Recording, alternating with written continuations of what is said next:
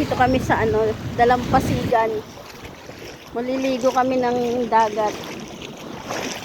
Ayan o. Ligo tayo. Ay, ang lamig. Ayoko sana maligo, kaya lang maalon. Ito o. Bangka. Wala atay may-ari.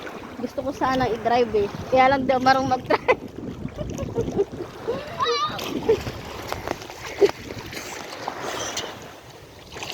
Ganda o. Ha? Arkila ata nito, magkano arkila nito? Tapos may kasama akong bata rito. Dito nakatira to eh. Ilan taong ka na? Ayan. 7. Ay, nakaupo din dito sa bangka. Kaya lang baka magalit yung may-ari. Bawal upuan ta. Pwede. Ha? Pwede. Baka masira natin. Hindi. Ha? Hindi. Wala.